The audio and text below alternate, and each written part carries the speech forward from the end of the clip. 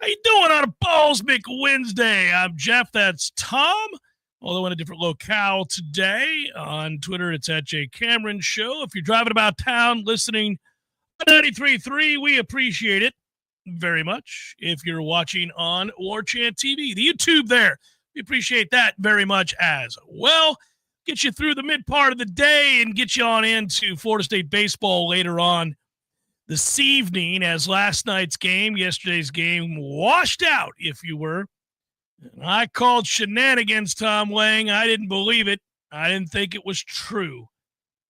But I'm not in Jacksonville. Maybe it was just a pop-up storm for my Jacksonville peeps, and the field didn't get covered in time. That's been known to happen. I was frustrated.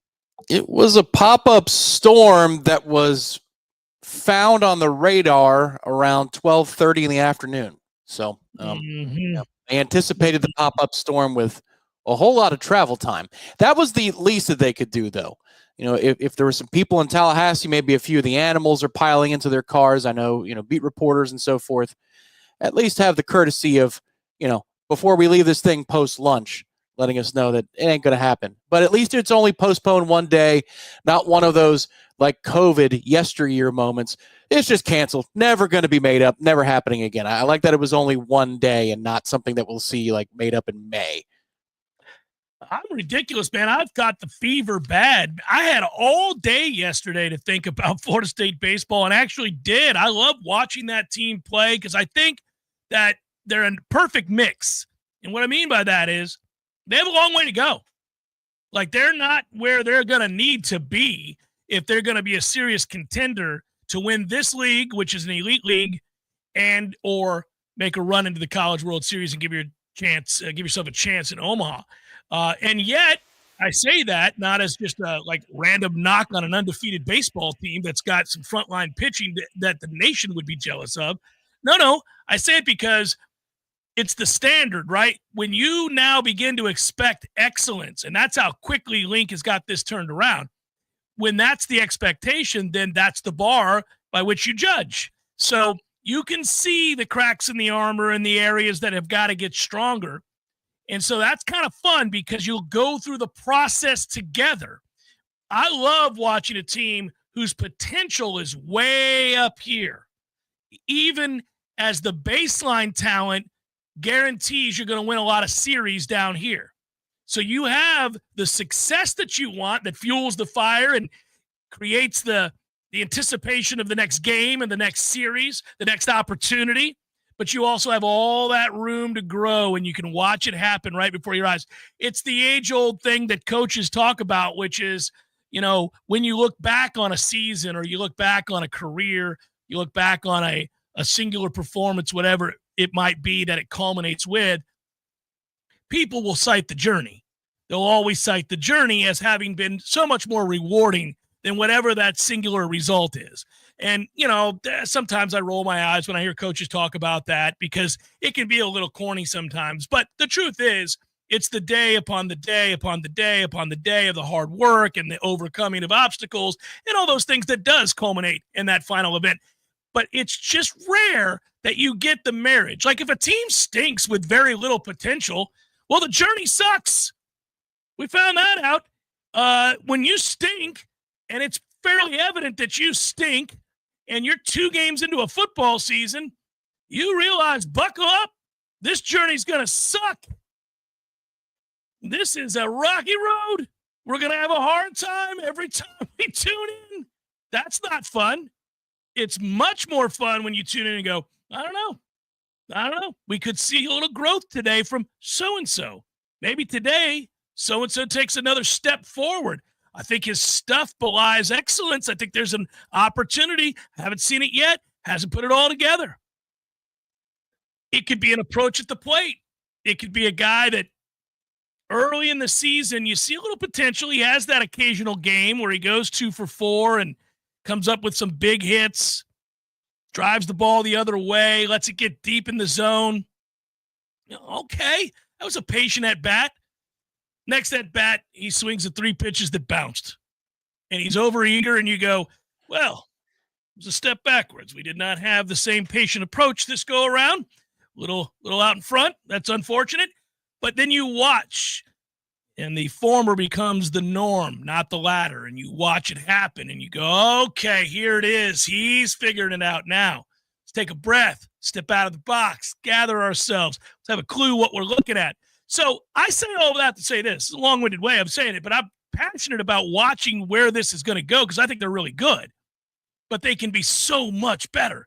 And so when you get these games, even against lesser tier teams, and by the way, JU is certainly capable of beating us. JU is a good baseball team, just like South Florida is a good baseball program. Over the years, pretty good baseball program. Obviously nowhere near what we are, but they've had teams that could go in there and beat a Florida, beat a Miami, and beat us. And so they're capable. If you don't play well, you can get beat. And those are the ones that I like the most. Like this JU game, to me, is the most important game of the week. I know you play a series this weekend, but you're playing a series against a bunch of bums. Who are we kidding? Georgetown's going to come in here and take an ass kicking. Now watch they sweep Florida State. Well, this is where you and Link Jarrett agree on it. He could tell in the preseason he's looking forward to these games more. And I think it's because if you treat your baseball roster and your pitching staff as though it was, say, a two deep in football, this is where the battle happens. This is where the battle happens to compete to be on the two deep and then maybe to climb from the second level up to the top level of the two deep. Because he was asked the question last Thursday about the weekend series with Penn. What do you do in this situation? This is their first games of the year. He says, well, every time somebody's stepping into the batter's box, there's a purpose to it. It could be that they're an established player and they're trying to become a better professional prospect. They're trying to be drafted higher. Or it could be that, hey, this is a 10-run ball game, and here's my chance to show my coaches that you can trust me in a pinch hitting opportunity or a midweek game. You should start me and give me more exposure. Same thing on the mound. Anytime you come in, it could be 22-2. It could be 5-2. Doesn't matter. It's an audition. And that's where tonight will be a further set of auditions. And this team is not perfect. Even in the pen, there have been some moments where I think, that might have been a generous call that gets you over the hump. It's 1-2, Gare, instead of 2-1. That's a very big pitch call right there for John Abraham in a situation where he's in a jam. Same thing with Connor Holtz. I think Barrett's been good, but some of the other guys that are going to be used in high leverage situations, all right, you might get got in ACC play a little bit here. So there is some interest there. If this is a close game like the USF one was, 1-run game, 2-run game in the middle innings, when Abraham comes in, when Holtz comes in, I want to see, are you going to be up to the challenge? So there's always a reason to be watching Florida State baseball, and it's always a good reason. How much young depth do we have, and then how much are we growing in season towards the goal? So I was disappointed when I learned that it was washed out, but we get a midweek treat. The Balls McWednesday treat. It's beautiful outside. May have to set up the TV on the deck, sit out back and enjoy an ice cold beverage or two as I grill and watch a little Florida State baseball in 75-degree weather with a breeze. Doesn't hurt your soul. It's a glorious thing. Or put the baseball game on mute, watch it, throw some tunes on, get me a good skirt steak, rub it up, get it ready to roll. Yeah, maybe happening. So I learned a couple of things. I gave a recommendation last week that was quasi-erroneous about the Disney Plus app and the ability to stream games on the Disney Plus app. So the only time you can stream Disney Plus with Florida State is if the game is on ESPN Plus and not ACC Network Extra. If it's on ACC Network Extra, Disney Plus doesn't give a damn about it. Isn't that apropos? But I think tonight's game, if they do secure the broadcasters, should be available on ESPN Plus. So that's number one. I've been watching them. Yes, but yeah, and they're available on the ESPN app. So you can go that way. I hate that app with every fiber of my being. The ESPN, the Disney Plus app is way better. Last weekend, on my app, whether I was watching baseball or softball, didn't matter the call. I would say probably every 5 to 6 minutes, you'd lose 3 to 4 seconds of audio. Like the video would be fine. It just went mute for 3 to 4 seconds at a time. So if that happens, I'll turn Lulu on and we'll be done with it. But we need more of these games on better apps. David, you served up a softball while we were talking about baseball, and you said in the chat, well, FSU ever play UF in a 3-game weekend series instead of playing Georgetown?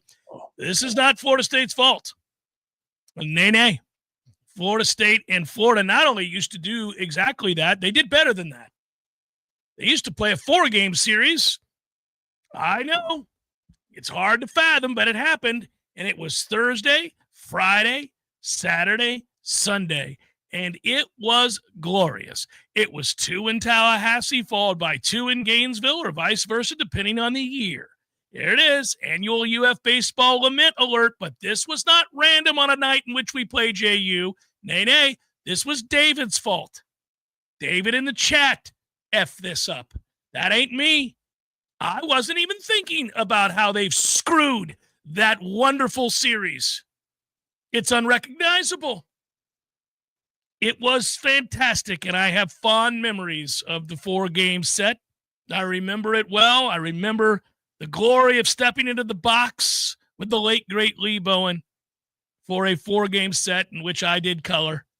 And I also remember being absolutely undressed verbally by Lee after I stepped all over his home run call. I tell the story once a year, but I'm reminded of it. Was he capable of throwing down, Lee? Or not really. I mean, not really. Lee, yeah. I love Lee, and he gave me my start in Tallahassee radio anyhow, and I'll be forever indebted, and I think of him frequently, and I usually have a smile on my face when I do. It was hard. Lee could get mad, but he was such a endearing doofus of a man. And so it was almost like it would make you laugh. He had weird mannerisms, and he was just a little strange. And I loved him to death, and I'm not knocking him. That's just the facts of what it was. We all know peculiar people, and he was a little peculiar. And he would do things, and while he was angry with you, you'd be hard-pressed not to laugh. He'd be yelling at you with his little weird mannerisms, and you're like, what are you doing? You couldn't help yourself. And so, but that day in the booth, well, that was a serious line step I had made there. I was a line stepper, and he was furious, and that was the angriest I've ever seen him.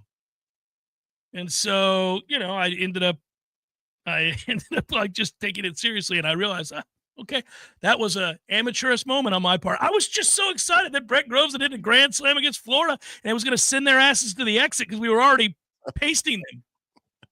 That happened last night in the Tampa-Edmonton hockey game where they're sending it to break, and usually it's the analyst who sends it to break. I think the person who started this was Mark Jackson in the NBA playoffs. Remember, he would always look at he would analyze the slow-motion replay. Oftentimes he'd say something like hand down, man down, and then they sent it to break.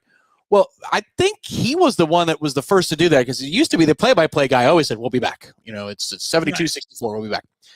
Well, last night in the hockey game, Kevin Weeks was sending it to break with a replay, and the play-by-play, Butchergross stepped all over him, and he's trying to tell you who the goal scorers are. And the both of them got quiet, the music played, and the commercials rolled. And I'm sure in the break there was this moment. Hey, man, it's my turn to speak. You stand down. Well, usually it's understood, and the partnership is kind of you get a moment where you realize, okay, I can do this. I can send it to break here, or I know we're up against it, so let me just take this for you for now. But usually there's sort of an understanding. That's for hard outs, though. That's the whole thing. Like, if you have hard outs, sometimes the other guy's got to take it because you'll lose the I know, Jeff, wording. But like the idea of, we're 7 seconds from a hard break here, and we introduced a new topic, and I'm finishing up my point on that topic, and it would be more awkward for me not to finish that point and then take us to break than for me to stop in mid-sentence and let you take us to break. You don't want to do that. And what I'm saying is, in these situations, the analysts, in those moments, because it's a mid-period break, you're looking at a replay as you send it to break, that is the analyst's job. And old Butchie tries to go, SU Malt scores it, and they both just went, that ain't your day. It ain't your day. Yeah, so we used to have a 4-game set. We had a 6-game set with Miami. I never understood the 6-game set. I liked it, but I never understood it. You played 3 here, 3 there. I mean, I get the logistics of it, but I never understood why they did that. But I liked it. It was great. And in college baseball, admittedly, home field actually has some weight. compared to professional baseball, where you're as good as the next day starter and they're not as subject to the whims of emotion, as I like to say, as kids are. But yeah, you go down to Miami and you could endure some nastiness just as they can when they come up here, and that's what made it fun. But that all got broken up, and conference play became sort of this other thing, and you ended up not being able to play your rivals as many times as you'd like. I still feel like they could make it work, and I just wish they would. Just like I say that, there are stretches in Florida State's history, and it was commonplace back in the day. It's less commonplace today, and this is true of schools all around the country. Now, remember, Florida State just a couple of years ago in Link's first season did go on the road and play TCU, who was one of the better baseball programs in the country coming into that season. And so they will occasionally elect sort of an out-of-conference series against a top 25 caliber program, and you get an opportunity to see a little something early in the year. But it's not as consistent as it once was. It was very commonplace in the 90s when I was here and getting started in my career. This would be a thing that happened all the time, and it was a lot of fun. I really wish that more teams would do that. I think, there's a fundamental disagreement amongst people about whether or not you need to do that for purposes of long-term success, because it can be argued the counter to something like that is if you're facing frontline pitching early in the season, your young players don't get an opportunity to gain any confidence in the box. If you got young hitters, if you're playing freshmen anywhere, and it happens in college baseball a lot that you do, then, it's tough when you're facing a Jamie Arnold your first day out there, and then the next day you've got another guy that's going to get drafted and another guy that's going to get drafted on a Sunday. The next thing you know, you've really not learned a lot other than I can't hit frontline pitching that's about to be in the bigs. and freshmen were going to have to learn that anyhow. They'd better learn it and have better opportunities to gather some confidence in the box against a JU or against a lesser tier team where they might actually go 2 for 4 or have a 3 for 5 day and begin to feel very good about themselves, because good Lord, have we learned over the years, no matter how good or bad a hitter you think you are, right? And so the ability to figure it out as you step in the box is pretty important. A lot of coaches believe that you gain that through confidence against lesser tier competition. Well, and they don't want their young guys to face anybody that can overwhelm them. There will be a fair amount of that on the weekends, the next couple of weekends, the lesser competition. So you have a lot of chances, one would think. Although, again, Friday was as expected in terms of dominance. I don't know about run ruling at 24-2, but you thought it was going to be a runaway. And then Saturday was kind of close. They pulled away, but it was kind of close. Sunday was legitimately close. Yeah, so 5-3. You're still getting something out of these games. That would be from Florida State's perspective, sure. and you're right. You're looking for, as younger players, you're looking for the experience. But even some of those upper tier players, you're getting something out of it. That ground ball to second in a 5-2 game with a couple runners on, that's a big, double play to get turned. Your heart rate is up. You have to perform in that moment. Same thing for the pitchers who come in some of these high leverage situations. I'm glad to see that those are at least there. This team is good, but it's going to be a journey to try to become as good as last year's group. That group was something. I see it on the screen. Garrett, PCL, Troy, Noel, Hog, Watcher, all now part of the membership group here. Explain this to everybody out there. Became a YouTube member. These guys did, and I don't get. They don't approach me about this. I don't know what these things are. I just assume it's something good. It is. Good. They're highlighted in green, so it's got to be something good. Well, it's a value-added deal that's going on here. Now, you're contributing, and we really appreciate the monthly contribution to be a member of Warchant. Do we charge them $400 a month for membership? Something reasonable like that? It's much no. It's $5 a month. It's $5. See, I would have never approved this. That's why they don't come to me, because that is just giving it away. So, but you get cool stuff along with it, and it's totally optional. This is going to be a free medium. This is just if you want the fancy emojis. You'll be seeing from your perspective, sir, some weird comments that say things like FSU Maine or Gators. We've got a gator with a spear through it. We've got the FSU baseball logo, the FSU men's and women's logos as little things that you can use as emojis, custom, just for you if you join as members. And then we've got early access to videos. And then much like the Renegade Room, folks over on Warchant, they get the extra Seminole headlines segment during the week. So when you guys talk for an extra 20, 30 minutes, the Warchant Premier get that as well. $4.99 a month. Yeah, is that what I not said?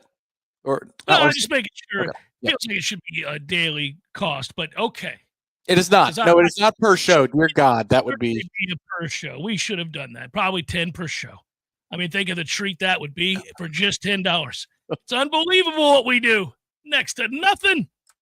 I can't have an addition to the house at $5 a month memberships. Kidding, guys. Kidding. Tom's worried that you don't know that I am. Jeff Cameron Show 93.3 Real Talk Radio, Warchant TV. Stop fighting the algorithm. You know you can't get enough Florida State filling your feed. Well, there's no better way to keep up with FSU on YouTube than with members-only level Warchant. It's going to get you bigger, faster, and stronger. How? Bigger. It's hour number 2. Join now for exclusive access to a bonus segment of the legendary Seminole headlines. Faster. Get debut access days in advance of the public release of the latest episode of X's and O's with Dominic Robinson, a look at the All-22 film. Stronger! Utilize the Member Milestone Chat, a new feature which allows your comment to be highlighted in live chats during Warchant.com shows for maximum visibility. All of this in addition to members-only flair like badges, emojis, and polls to drive the conversation of the home of the ultimate Seminole sports source on YouTube. Give it a try. Cancel it anytime. No commitments, no phone calls, no emails. Just a few clicks within your YouTube account. Warchant.com members only YouTube. The next level in FSU coverage on YouTube.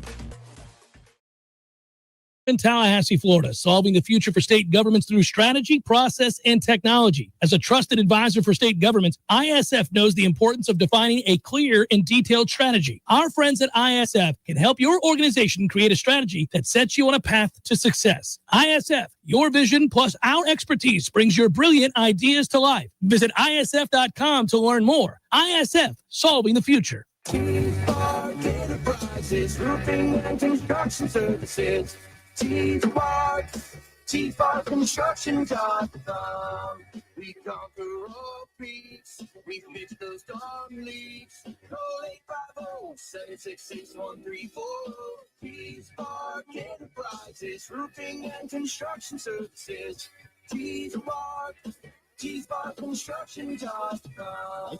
CCC 1331204. The best happy hour in the city is at Café de Martín and El Bar. All day, every day, you can find great deals at Café de Martín while enjoying the best outdoor seating Tallahassee has to offer. Sip away on 2-for-1 house wines, chilcanos, and margaritas all day long, Monday through Thursday. Plus 2-for-1 pisco sours and margaritas on Fridays and Saturdays, and 2-for-1 mimosas for Sunday brunch. Come join us at Café de Martín, where every hour is happy hour, in the Esposito Shopping Center on Capitol Circle Northeast.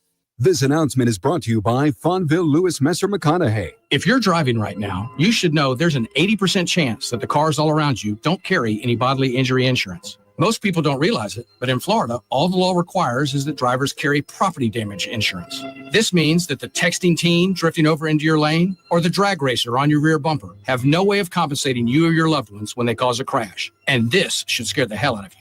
Fortunately, there's an easy way to protect your family from this, and it's called uninsured motorist coverage. It's an absolute must, but a lot of insurance companies are convincing folks to drop it just to save a few dollars. Take it from the personal injury experts. Don't. At Fonville Lewis Messer McConaughey, we've recovered millions of dollars in uninsured motorist coverage in crashes where our clients would have otherwise received nothing. So please, call your agent right now and make sure you have uninsured motorist coverage on your policy. We hope you'll never need it, but we'll be here for you if you ever do. Fonville Lewis Messer McConaughey. Don't settle for less.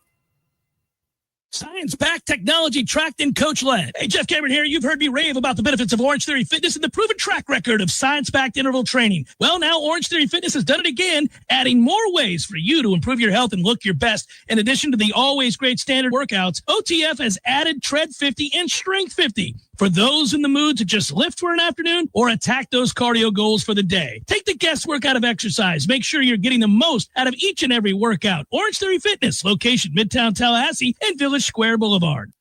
The Jeff Cameron Show is a production of the Warchant.com Multimedia Network. Check out warchant.com today for the latest news inside Florida State athletics. That's warchant.com. Now, back to Jeff on Real Talk 93.3.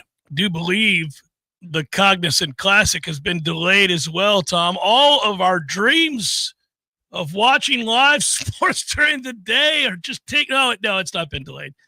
I'm wrong. Today's Wednesday, isn't it? It's a Ballsmick Wednesday. That thing's not till tomorrow. It's a big weekend for one Luke Clanton, though. Luke had decided to enroll in that. He's not playing in Florida State's current tournament this weekend, but this is his chance now, once again, to, if he makes a cut, he gets his card, which is really cool.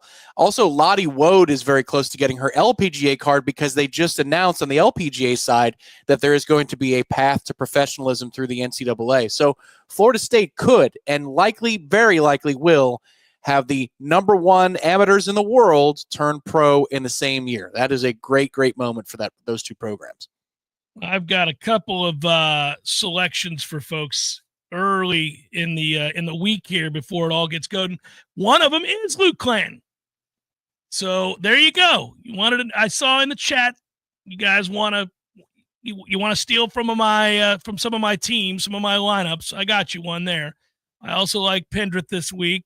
I also kind of like, I hate saying this, but for a top 20, I feel like Billy Ho is going to be in that top 20. And I never like to bet on Billy Ho because then I have to pay attention to him. And I hate paying attention to him because he's an ass and his pants are absurd.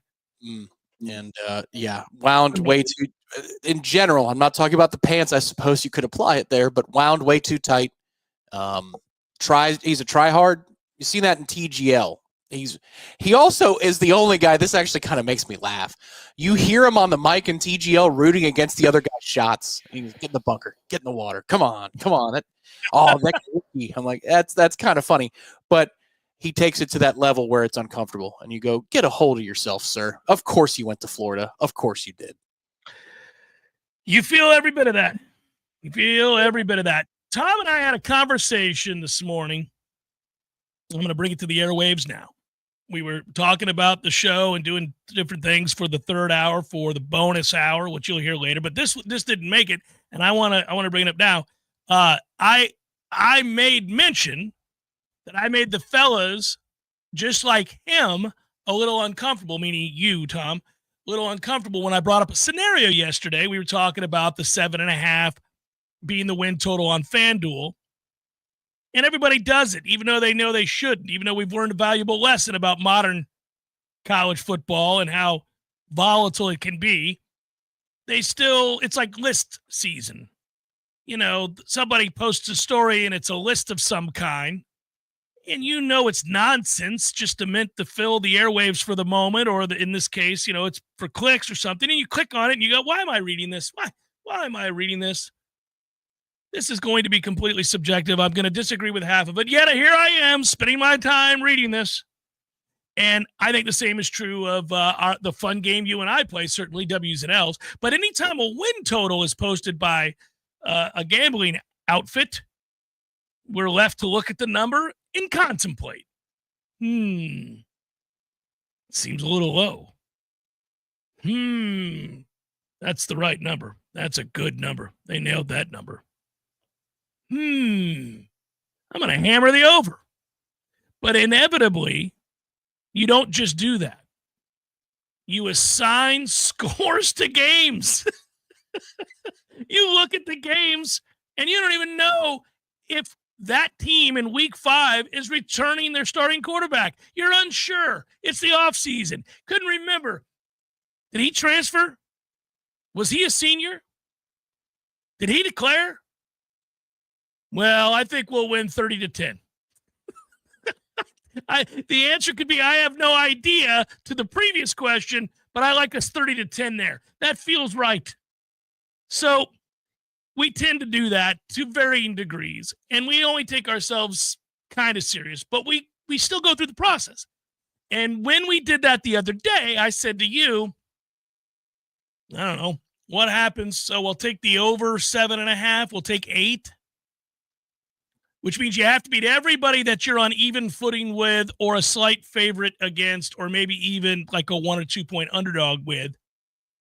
and you could still lose to all the teams that you know you're likely to be an underdog to. So you would lose on the road to Clemson. You would lose on the road against Florida. You would lose at home to Alabama.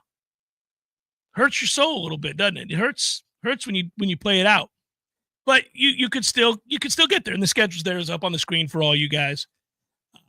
And then you might lose that Miami game. Although I hate conceding that right now, I would say you're an underdog, and you can win the rest. So you go through the whole deal, and you do all that stuff, and then you come up with a total. And most of us said, hey, just by a hair, I like the over. But then I circled back and said, well, what happens to the team if they get blown out by Alabama? What happens if they get beat 37-7 was the score I believe I posited? And you got downright squirrely. You were upset. Well, so were the fellas the next day. I did the same thing to them to see how they'd react. I'm just doing this to people. Next is my dad. Look out, everybody. If you know me and you're associated with me, I'm going to do that. I'm going to gaslight you. Like, I was thinking the other day, we could lose 37-7 to Alabama. What happens then? And I'm going to hear my friends on the other end of that line. What the hell's wrong with you? We're not going to lose 37-7. No, I'm not saying we will. I just, gosh, what happens if we do lose 37-7 to Alabama? Well, why would you think we're going to lose? And it's going to happen. And it's going to be great. And I'm going to snicker because I've started something. But because I know everybody's on pins and needles. And understandably, on pins and needles and a little bit edgy and a little bit angry. And you said to me this morning, stop doing that. But then you followed up with, well, you said basically, don't do that. I mean, how about it be competitive? And then we started going into the conversation from there, which was fun. And you said, look, it's okay to lose the game.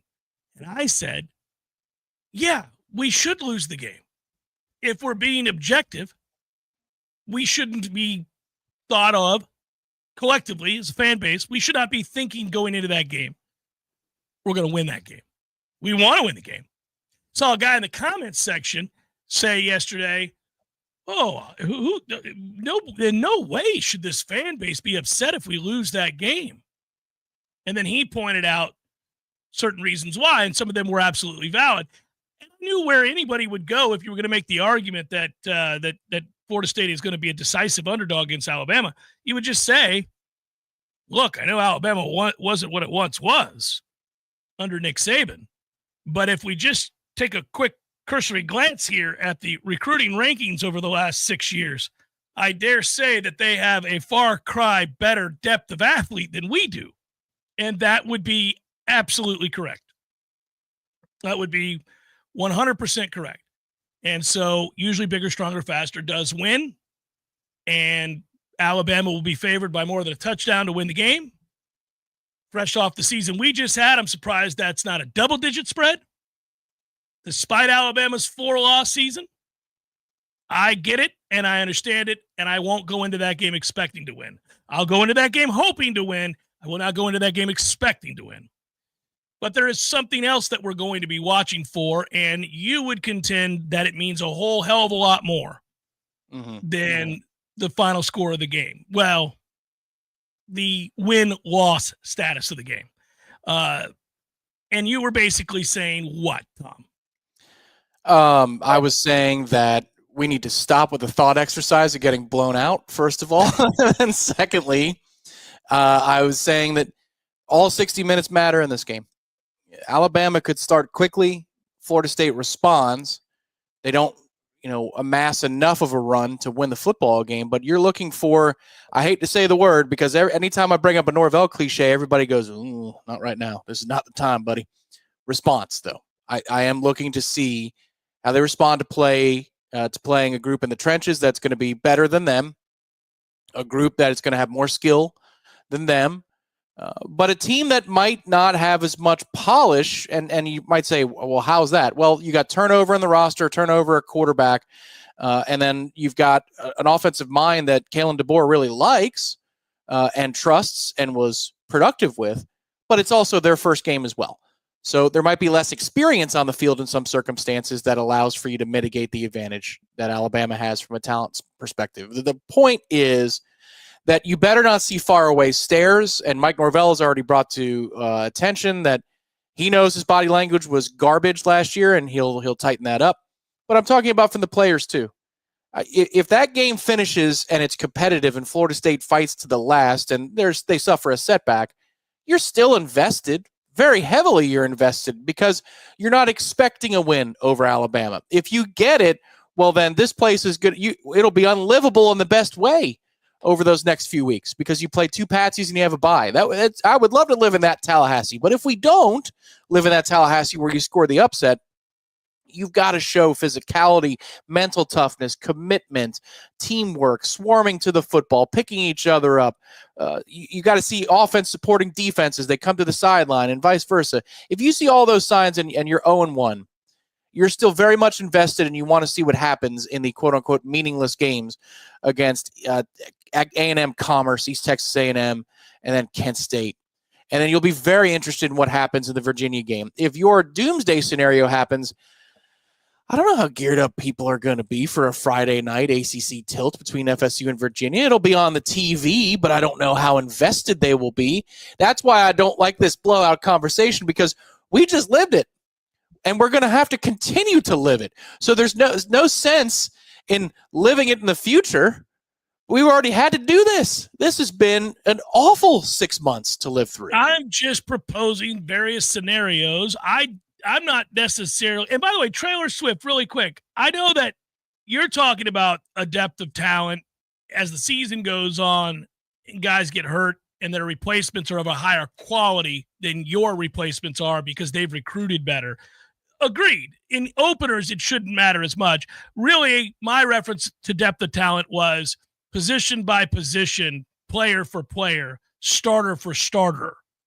Alabama's better at every position. Yeah. That'll hurt feelings. Yeah, probably so.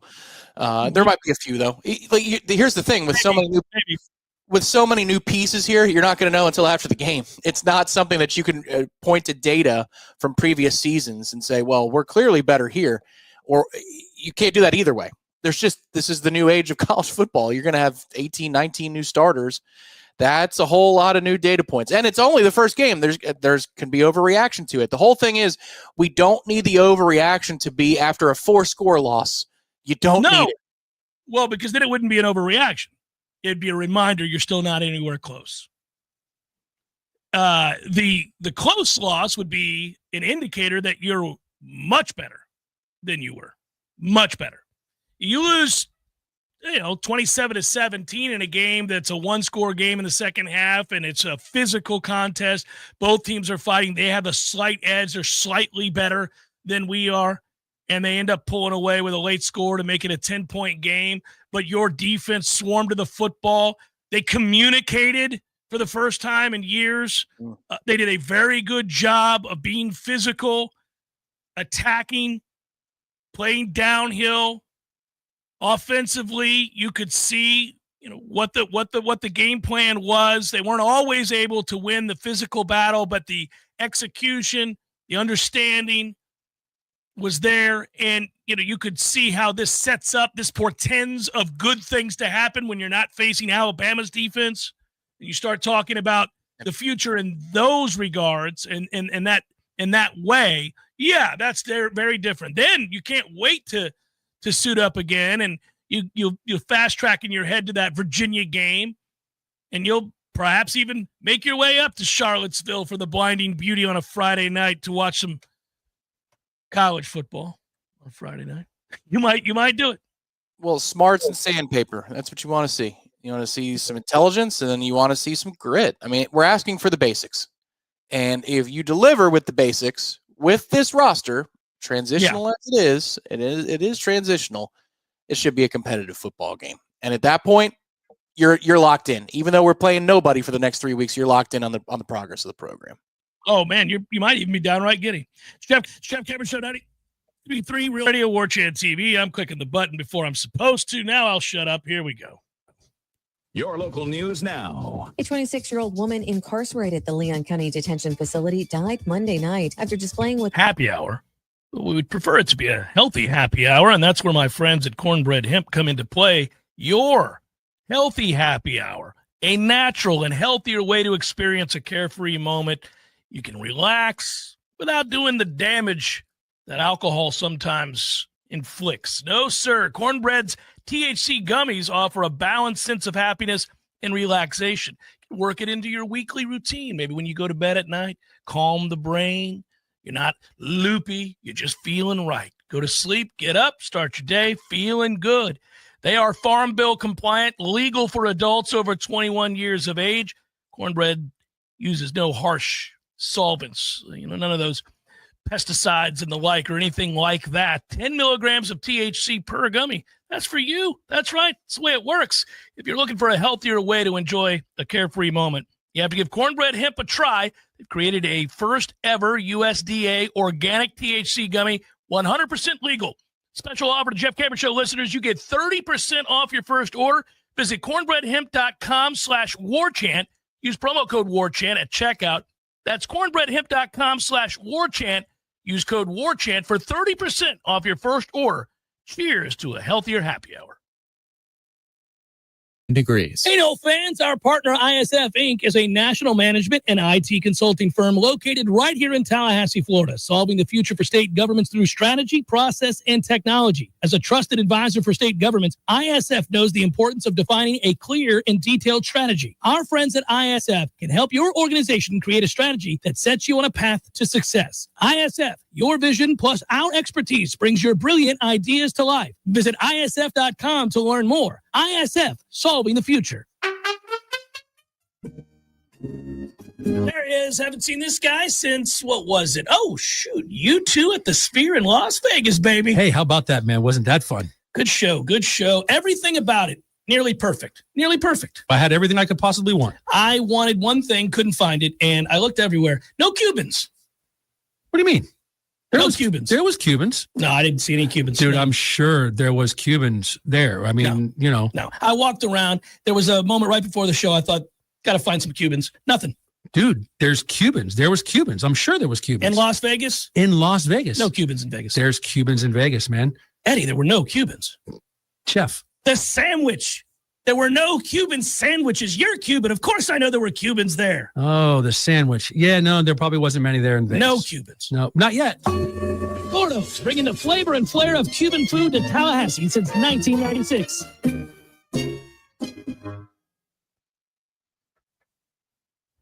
The Jeff Cameron Show is a production of the Warchant.com Multimedia Network. Check out Warchant.com today for the latest news inside Florida State athletics. That's Warchant.com. Now, back to Jeff on Real Talk 93.3.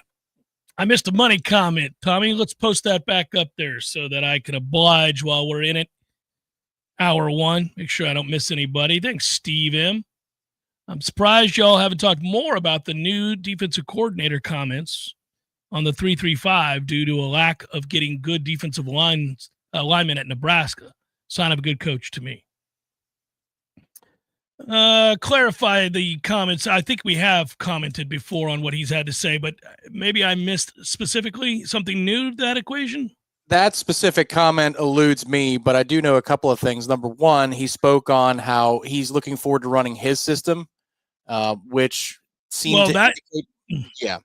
This was, the Syracuse system was his system. He's looking forward to running his system, which indicates that Matt Rule had more input on what defensively they were doing at Nebraska than he wanted to do, he being Tony White.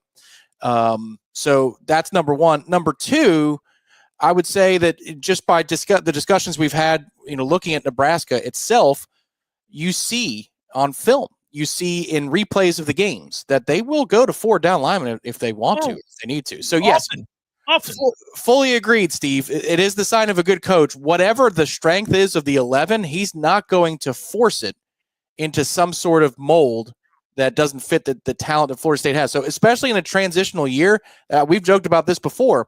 we could be talking about the 3-3-5 for 6-7 months, and you realize, oh God, we're not even going to run that at all this year because the personnel doesn't belie having 3 linebackers on the field in a given moment. So yeah, stay tuned on that. That's going to be flexible, but it did seem like Tony was happy to be in a place of autonomy when it comes to deciding what the defense is going to look like. Well, let's just make this abundantly clear. Matt Rule is very difficult to work for. That has been described at every single stop that he has ever been at. Doesn't mean he can't coach. Doesn't mean he isn't a good coach. I think that his career path has shown him to be a successful football coach, obviously. But yes, he's going to do things the way he wants to do them. And I think you have a situation, judging by what I heard from my Nebraska folks and some of the inconsistency, where, yes, Tony White wanted to do one thing. Matt Rule decided we're doing another. Matt Rule's the head coach. At the end, a coordinator must obviously cede that to the head coach. And it doesn't mean that in the midst of doing that, they're not immediately thinking, this ain't going to work. If I get an opportunity to leave here, I'm going to leave here. And guess what? He got an opportunity to leave. Listen, this goes back to the end of last year. When we were talking about the season winding down and whether or not Mike Norvell needed to fire assistant coaches in season, fire them the second the last game ended, whatever it might be. And I said at that time, look, he's already using Jimmy Sexton to go out and mine the depths of coaching staffs everywhere. They are all Sexton clients. Mike Norvell is making Jimmy an awful lot of money. And not that he needs it these days, but in his canon of coaches, Mike is upper crust in terms of annual salary. These guys expect their agent to ensure that, that kind of income, both for themselves and him, is sustained when they can. And, at some point, an agent is going to look at one of his clients who's struggling and say, I got to get him some help. We're going to have to figure something out here. Sometimes he might be of the mindset that, well, this isn't going to work out. Let me find one of my lesser guys at a group of 5 that I represent who I think deserves a shot, like I did for the aforementioned coach the first go-around when I got him this job, and we'll supplant him, and I'll get my guy at least landing somewhere, and we'll balance it out somehow. But my point at that time was that the search had been on for weeks. These coaches, the ones that have been let go, and probably some that are still here, certainly were operating on a daily basis with the understanding that they were going to be fired. You can't be a part of that blank show and look like that week in and week out and not expect a massive overhaul of the coaching staff. And I would be willing to bet that Mike and Jimmy were looking for guys like Tony White who have head coaching aspirations, who have had success everywhere they've ever been, who might be in a situation where they find it, frankly, and they wouldn't say this publicly, untenable. They're not happy. That's a lateral move at best Tony White just made. He was making good money at Nebraska. He was well thought of by that fan base. They adored him. He had enough success that many in that, now you're never going to have a 100% approval rate. There's always going to be the guy that Tom and I like to imitate in the stands, Jimbo. There's always going to be that guy who, because you pissed him off in one game that he had money on or whatever it might be, and he's never going to let it go. It's you're ass to me and you always will be until you're replaced. That's the mindset of some people about any number of things. All right, got it. But for the most part, Tony was really well liked at Nebraska and seen as an up-and-coming coach, a guy that they were worried they were going to lose to a head coaching position at some point. So when he chose Florida State, you had to know that that was a guy going, yeah, F this. I'm not working with this guy anymore. I'm done with Matt. I appreciate the opportunity, I was paid handsomely. I'm not going to say anything disparaging on my way out, but kind of maybe let it be known behind closed doors. Like, yeah, remember that game where we couldn't get off the field against UCLA? Mm-hmm. Yeah, believe me, I was as frustrated as all of you, because we weren't doing what I would have liked to have been doing. So that's, the whispers get out of things like that. And I think there's no doubt that's exactly what happened. You would have not left Nebraska. It's not exactly gangbusters right about now, but they finally made an effing bowl for the first time in forever. They're on their way up. You wouldn't have left that to take a lateral position at a school that's in the midst of going 2-10. You wouldn't have looked over at Mike Norvell and said, well, there's the safe landing spot. You'd have thought, well, that guy could get fired. I'm going to need some assurances. Like, I'm in total control of how we run this defense. Because if we're going down, we're going to go down with what I want to do. Yeah. The other thing is, if it works here, you're at a place where you have even though you're Big Ten to, ACC, there's a better spotlight here in Tallahassee. If you succeed, if you nail it. Now, you weren't leaving one boat for another. You were leaving one boat for a life raft with a hole in it. And, or a lifeboat, I should say, with a hole in it. And you need to plug that up real soon. So it is a bit of a risk on Tony's part, but it also tells you how confident he is in himself. And the one thing I'll say about that type of fan, Jimbo, I see you, Jimbo. That guy, over the years, I kind of admire that guy, because you're always going to be right. Unless it's Nick Saban, eventually you'll be right. But you could look like a jerk for 10 years and waiting for your time. But there's also the guy that does it who is unwavering in a good way, which is that he knows this person's flawed, and he'll endure the successes of the person that he knows to be flawed, because he knows that downturn's coming. He can't. It's not sustainable. He's a fraud. Hour 2 forthcoming. Stay with. All right, about that time to upgrade my iPad and my Apple Gear. How much memory do I need? What upgrade should I get? What size screen? How many chargers do I need? USB-C, USB-D, mini USB, USB-B, ABC, 1, 2, 3? If only there was a local business that can guide you and help you understand what you need and get you the best pricing possible. Oh, wait, that's what they do at Mac & More Systems. Get help buying the right gear for the right price and have it shipped directly to their store for pickup, all at no extra cost. That's the kind of service you won't get at any big box store. Shop local at Mac & More Systems. Find out more online at macandmoresystems.com. At Epps Decorating Center, we're your locally owned Benjamin Moore retailer. We're your store for quality with brilliant and durable paints in a variety of sheens and thousands of colors. We're your store for service with one-on-one advice for contractors and homeowners. We're your local experts, and we're here to help with all your painting projects. Benjamin Moore, available at Epps Decorating Center with 2 locations in Tallahassee. Find a store near you and visit EppsDecorating.com. That's EppsDecorating.com. Save big on our remaining 2024s. Our last 4 2024 Titan pickup trucks are all $10,000 off, and you get 0% interest for 60 months. Our last 3 remaining Nissan Frontiers are $6,000 off. Craft Nissan in Tallahassee. Ain't nothing but a G-Pod, baby. I am 99% sure that is not how the lyrics go. Well, you like remixes, right? Of course. Well, think of this as a Grassroots Coffee remix per se, because Grassroots Coffee is now in the single-serve coffee pod game. Dude, those single-serve coffee pods and cups are weak sauce. Not Grassroots Coffee G-Pods. They have more coffee in them than regular single-serve pods and cups. Seriously? And not only do they have more coffee, they have a built-in filter for better brewing. They fit in most Keurig machines, and they are fully compostable. It's still the small batch, slow-roasted coffee you love, so go to grassrootscoffee.com and get your box of G-Pods today. Baby. See? Remix. Well, actually, that's more of an homage. Grassroots Coffee, locally owned, locally roasted, and made for everyone, loved everywhere. Grassroots Coffee G-Pods.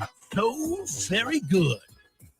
There's fun to be had every night at the Corner Pocket. Take home prizes on Trivia Tuesdays and Beer Bingo Thursdays. Kickstart your weekend with Martini Fridays. Plus, happy hour runs every weekday and game day specials every time the Noles take the field. Watch all the best games at the Corner Pocket's Vegas Wall, featuring 560 inches of flat screen TV heaven. Oh, really? The best food, the best drinks, and the best place to watch all the games. Tallahassee loves the Corner Pocket. Coming up next, more of the Jeff Cameron Show. Live and local on Real Talk 93.3. WVFT, Greta, Tallahassee. Listen, we're all trying to get it together with our finances. We got to make sure that we're not paying out monies to people that we've forgotten about from years ago. I'm especially guilty of this, have been for a long time.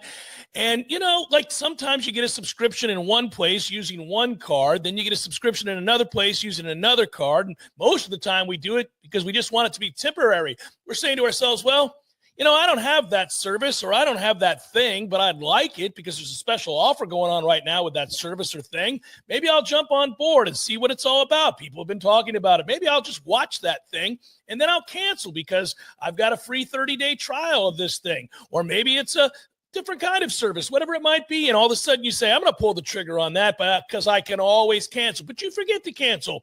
And the next thing you know, you look back on it and you think, good Lord, I'm paying out money all over the place.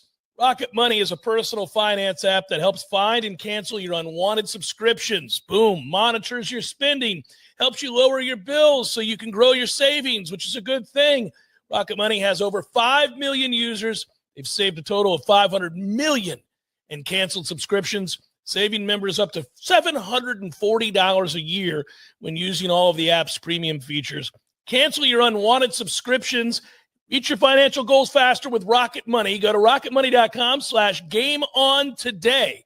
That's rocketmoney.com/gameon. rocketmoney.com/gameon. CDC now recommends you get vaccinated against pneumococcal pneumonia. Even if you're healthy, your age puts you at risk. People 50 or older are over 6 times more likely to be hospitalized with pneumococcal pneumonia compared to adults 18 to 49. Just one shot can help protect you. Learn more and schedule at vaxassist.com. That's VAXassist.com. Sponsored by Pfizer. Hey, let me tell you about my friends at Tried and True Consulting, a Seminole-owned business that specializes in payments and business solutions. Tried and True's core expertise includes card, ACH, point of sale, mobile, e-commerce, and hosted payment solutions. Tried and True will help you reduce costs and increase your bottom line. That always sounds nice. Whether you're a retailer, restaurant, licensed professional, or service industry, Tried and True is saving you money. Tried and True's expertise extends to payroll, video menu ad boards, IT services, web design, and social media. It's time to make one call and tell the competition to take it on down the road. Call Don or Joe today at 844-464-6653. That's 844-464-6653. When you do business with Tried and True, they contribute 10% of the net revenue to the battle's end. So go Tried and True today. Call 844-464-6653. Bull riding. The perfect fusion of strength, skill, and pure willpower. Professional bull riders aren't just athletes. They're daredevils with cowboy souls. Come experience the true modern West, where 8 seconds of glory will create a lifetime of memories. It's PBR Tallahassee at Donald L. Tucker Civic Center, March 14th and 15th. Tickets available at Ticketmaster.com and PBR.com. Hold on tight. The ride of your life is about to begin.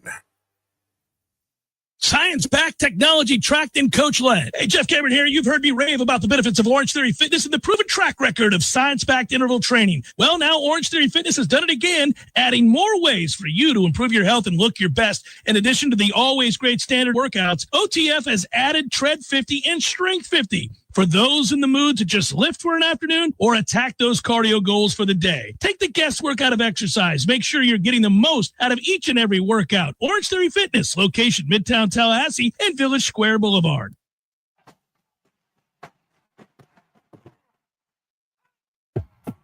Broadcasting live from Florida's capital city, this is the Jeff Cameron Show, brought to you by Orange Theory Fitness on Real Talk 93.3. Now, stop what you're doing and listen closely. It's time for the Jeff Cameron Show in 5, 4, 3, 2, 1.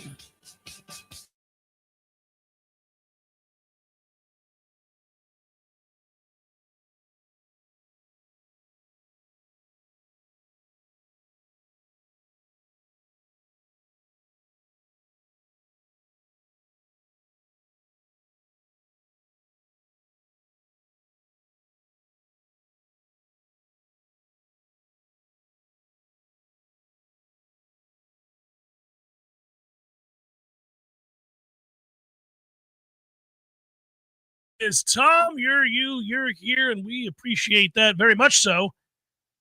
Hope it finds you doing well. We'll settle in for some baseball later this evening. Knowles on the road against Jacksonville. Be glad when I don't have to mention in the near future scheduled basketball games, Tom. Makes me sad. All we're doing now is waiting on the naming of the hiring. That's right. And the one magical week in Charlotte, we're waiting on that as well. And none of this means anything. Lose all the games, just go to Charlotte and win them all. And then we're A-okay. But there's only 3 of those left. Only one home game left.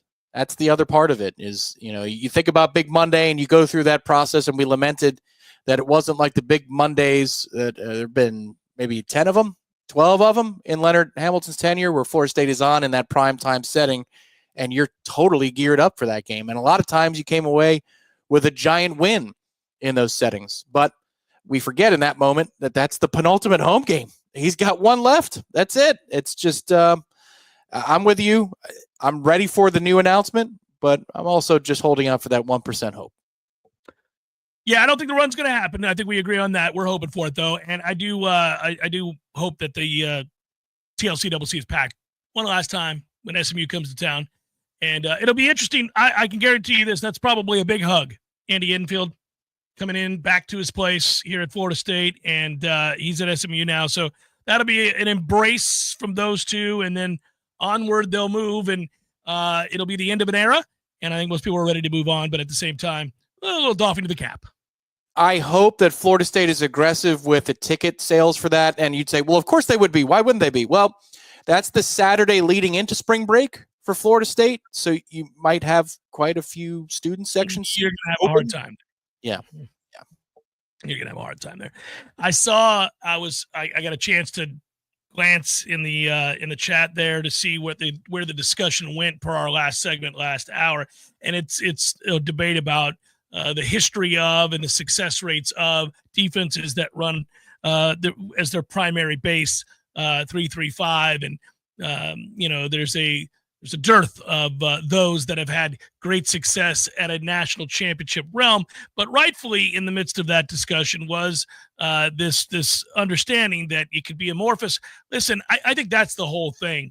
You sure would you lean towards a scheme and a style of defensive play that you want to be able to implement, all the while understanding that you may not have the personnel to run it the way that you want it. So you have to be smart enough to switch out. And that's why he has consistently said, look, I'm not married to that solely as that's what we're going to run no matter what.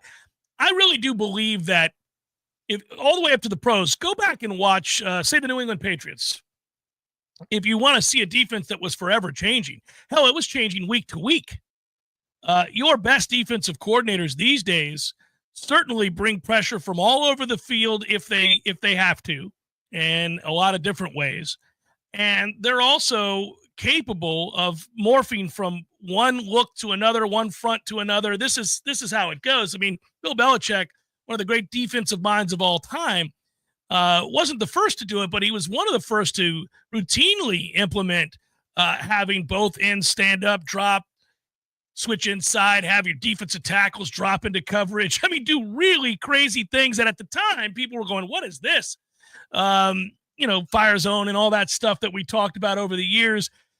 This is what you have to do against an NFL offense and quarterbacks that have seen everything.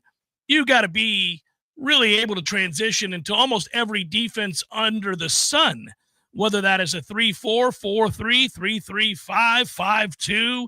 And most of the time, switching in between those two really doesn't require a lot. It is based on personnel most of the time. And we've talked about how easily a 3-3-5 becomes a 5-2. I mean, this is stuff that I don't know. I think we get caught up in the labeling of what a defense is or is not.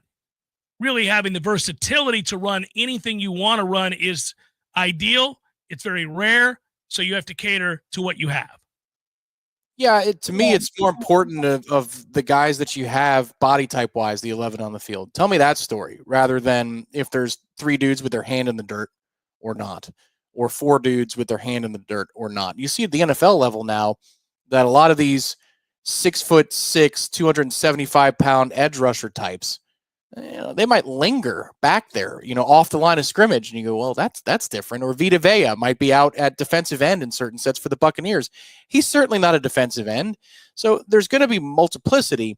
It's just I want to know what the 11 bodies are that are on the field, how athletic are they, and that's going to help me understand what they're susceptible to, either being run at or thrown at. And week to week, you want to see some versatility to that end. But some of these things are just so similar to one another that it's negligible. If you want to call it a 3-3-5 or a 4-2-5, that's fine. But our base is a 4-2-5 under Adam Fuller for the last few years, right? Well, every game that required you to stop the run, Fuller, this is 2 years ago, not even last year, there was a healthy amount of 4-3 in there. You saw 4-3 against LSU in Orlando. You saw 4-3 against Louisville and Charlotte. You saw 4-3 in other games throughout the season as well. So even though that's our base, we ran something else that, you wouldn't think of Florida State as a 4-3.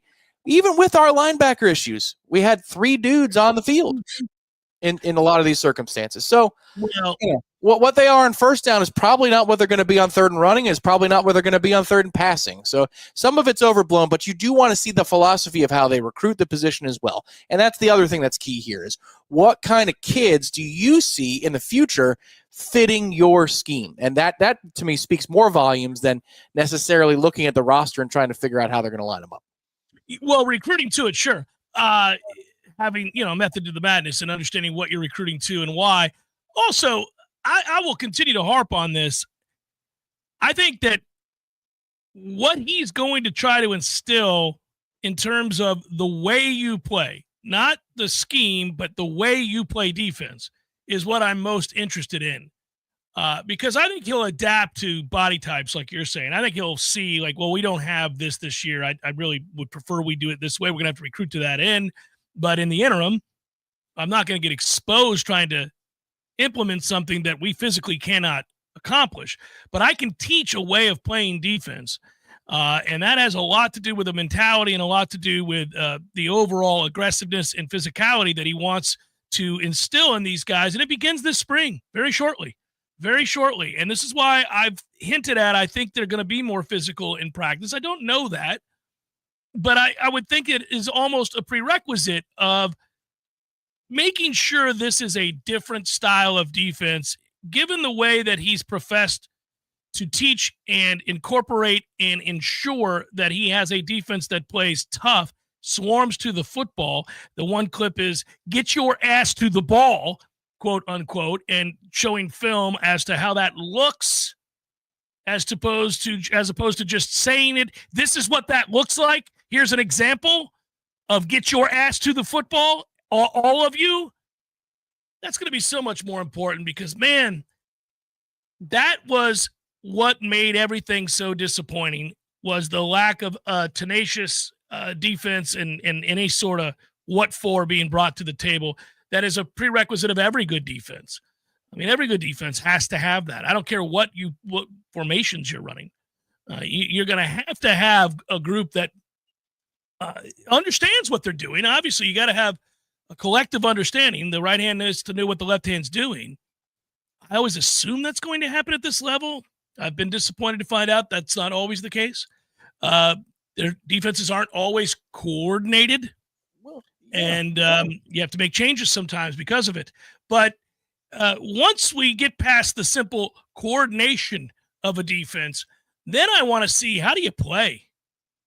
How do you play? Do you play with a relentlessness that is your calling card, that is something that travels and is a standard week to week? I know we're going to get this. We may not win. We may get burnt by guys who have a little bit more athleticism or who execute a little bit better on that day. Well, we're not going to get beat because we're passive. We're not going to get beat because we lack aggression. We're not going to get beat because we lack physicality. Yeah, it just defensively that can't happen. And I feel like I understand back half of the season 2 years ago, I think led people to believe that we were more coordinated than we were. I think it led people to believe we were more physical than we were. And I think a lot of the problems that were there even 2 years ago were largely masked by the fact that you had frontline first-round-esque talent on defense at two very important positions, and they were both on the line of scrimmage. And if you're going to tell me you have a defensive end that is the most impactful rookie defensive end in the NFL, some say in years, and that you are also going to have a disruptive force on the interior in Braden Fisk, who, if Jared Verse didn't win Defensive Rookie of the Year, would have been even more in the conversation himself. Yeah, man, that's going to mask a lot of your problems with the miscommunications on the back end.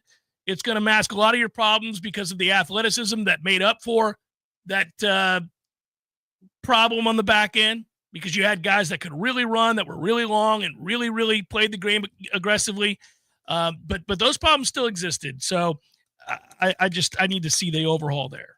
Well, there's also a mindset that did not transition from 23 to 24, and that's an understatement. But if Tatum Bethune was out of position, what did he do? He blew somebody up. He blew somebody up? Yeah, he played hard. He played really hard. And, ditto for a lot of guys on that defense. And I'm not saying that they were always out of position. I'm not trying to insinuate that, because I think they were professionals. I think they understood the task. I think they did the work. I think they prepared. And so the defense was a lot of things in 2023. That was real, but it didn't get passed down, and you didn't have solutions. And so I think the basic things that people are looking for, it's akin to not throwing fade balls to 5'11 dudes. It's akin to not having Jaylen Brown block for Hakeem Williams. You want to see the defensive equivalent of that. Well, what is the defensive equivalent of that? It's in third and gotta have it. You don't have a slow-ass linebacker out there in man against a running back who can run, and you're playing race to the spot. These basic things, that's what you want to see, is that you're not asking dudes to do things that they're not capable of. And also, you're not putting kids out there who look visibly confused before the snap and after the snap. That's it's still astonishing that happened over and over again. The two things that made me apoplectic at times: asking guys to do things they're not capable of. To your point, 100%. That is awfully difficult when you watch a kid being asked to do something that he's physically just not able to do. Now, sometimes you marry him physically not being able to do something you're asking him to do with, I'm not real sure he wants to do this either and isn't willing to try very hard. So that's a terrible marriage. It is, but then there are other times when you're asking Singleton for Georgia Tech to be manned up by DJ Lundy, and you're on an island against that guy. Yeah, and that's dumb. In what effing world is that acceptable? You call a timeout if you see that matchup. That's where you go, oh, crap, Mike, I got to burn one here. We got to get a better guy out there to handle this specific situation, because it's not 1st and 10 or 2nd and goal from the 5. I need to put somebody else out there who can run with this kid. And we never saw that last year. And I think to follow that up, Tom, really, again, the second part of that, asking kids to do things they can't do, never a good look. Obviously the baseline that you want from your coaches is to put kids in a position to succeed. Talk about it all the time. That's sort of hey, are they putting kids in a position to succeed? They won't always succeed. So the guys are on scholarships too. Sometimes the other team's better. These are all things that you can live with, but are these kids being put in position to succeed? Because if they're not, then we have a larger problem, and now you got to go. You know what I mean? Now you have to go. There's that. But then there is the repeated mistakes and lack of effort from certain guys that doesn't get punished, but rather rewarded the following week with yet another start. And by the time we got to the conclusion that this is what was happening, guys were being put in positions to fail repeatedly, and there were guys who were failing to give effort, who were given opportunities time and again, despite the overwhelming evidence. If you didn't see it live down on the field, you certainly saw it from the eye in the sky on the all-22s. And when you watch that, you no longer had an excuse for allowing and glossing over something like that without real punishment. And I don't care if the player behind that player isn't as good physically, because that physical advantage that the player in front of him has is of no use to me if he's not willing to try. So I have no choice but to put in the more inexperienced player and perhaps physically inferior player. At least I know I'm going to get 100% out of him. And we didn't see those things happen. And that's why we were disgusted. And that's to say nothing of the offense. No, that's just one half of the ball. And that's, that's where also there were times you could see where General Fuller was doing the right things and calling the right defenses. But Lieutenant Fuller or Sergeant Fuller, who is in charge of coaching these guys to know where to be, failed General Fuller, because the call is correct, but the kid doesn't know where to go. So what's the point of the call? And then they didn't care after they didn't know for long enough. They go, well, I don't know. I mean, what's the point? I might as well just stand right here. I'm going to stand right here. Oh, you know how scarred we are. This happens 3 times a week. That's how scarred we are. This is the couple, not you and me. This is the fan base in Florida State football from last year, representing the couple that has been in therapy for 5 years. It ain't going to work if you're still in therapy, guys. It's time to go your separate ways. But here they are in the kitchen. They just went to therapy on Monday, left hand in hand, seemingly having resolved the issue. And now on a Wednesday over dinner, somebody makes one snide comment, and here we go down the path that's going to end with something getting thrown and somebody slamming a door. And then you'll wonder why it's still happening. That's us thinking about that team a year ago, all of us collectively. Like, well, we're set to move on. Really happy with some of the new hires. It's going to be interesting to see, if these guys can just get these guys to play a little bit harder. Yeah, because they sure as hell didn't play hard last year. And we're off. Here we go. Linda, I was told that I need to communicate to you when you say things like that, how that makes me feel. And so when you make that type of a comment, Linda, it makes me feel like kicking your teeth in, right?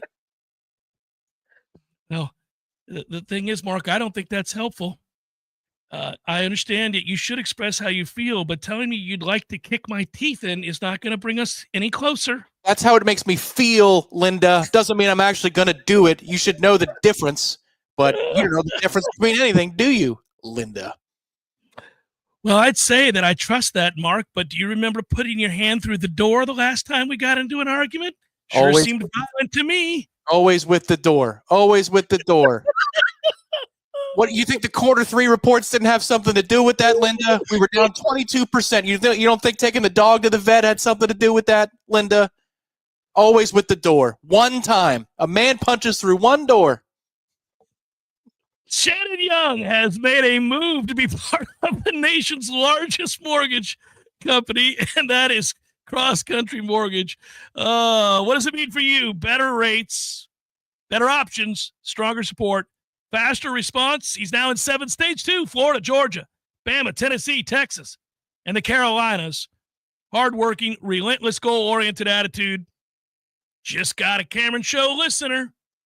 Locked in, best rates, dream home. Loansforknowles.com to learn more. That is loansforknowles.com to learn more. Well, it's so great being back in the Oval Office looking out over the White House lawn. Speaking of lawns, I got to tell you about the Lawn Johns. They're the best. Anything from basic lawn care like mowing, edging, weed eating, and they can do even a full landscape design. Believe me, it's incredible. In fact, Elon and I have big plans, and we're going to grow grass on the moon, and guess who's going to be doing the lawn up there? Yeah, you got it. The Lawn Johns. Call them right now, or for a free estimate, you can visit them online at thelawnjohns.com. Don't miss TSC Tuesdays every Tuesday morning at 7:30 a.m. during the Greg Tish Show. Find out what's happening at Tallahassee State College every Tuesday at 7:30 a.m. on Real Talk 93.3 FM. Gather around Tallahassee. It's time to fire up the grill and make some unforgettable family memories, courtesy of Hearth and Patio. Whether it's juicy steaks, succulent burgers, or those special family recipe ribs, they've got the grills that will make your backyard the hottest spot in town. From gas to charcoal, they have the perfect grill for every meat lover's dream. Call Hearth and Patio today, where the quality of your cookout is their passion. Give them a call today, 850-727-4282. That's 850-727-4282, or online at hearthpatiotallahassee.com. Hey, Greg, did you know that some cars are more prone to auto glass damage than others? I did not know that. Yeah, a Jeep windshield is flat, making it very prone to damage. Nissan Rogues are popular. Toyotas, Subarus are always in my shop because they get damaged frequently and they require recalibration. So you guys see a lot of SUVs. Yeah, I guess the angle of the glass has a lot to do with it. But it's not like you can avoid a rock no matter what you're driving. Exactly. So just go to SeminoleAutoglass.com and let us take care of everything for you. So how often do you see a DeLorean? From time to time. Better call Seminole. Everybody, this is Shannon Young with Cross Country Mortgage. Been in the industry now for 22 years. I just made the move over to the nation's largest retail lender, Cross Country Mortgage, here to serve you in 7 states, including Florida, Georgia, Alabama, the Carolinas, Tennessee, and the state of Texas. Here to offer better service, better rates, and if you were thinking about buying, or if you've been on the fence and been waiting to call me, now is the time. You can still find me at loansforknowles.com. That is, again, loansforknowles.com. I've helped thousands of fellow Knowles get into their dream home, and I can't wait to help you get into yours. Give me a call today. I'm at 954-369-6171, or go to loansforknowles.com. Again, that's 954-369-6171, and that's loansforknowles.com. Equal housing NMLS 373031.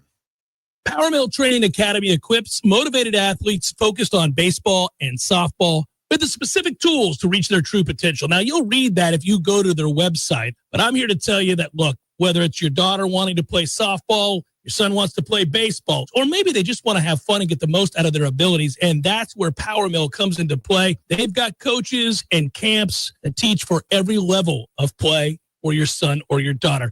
To learn more, go to PowerMillSports.com.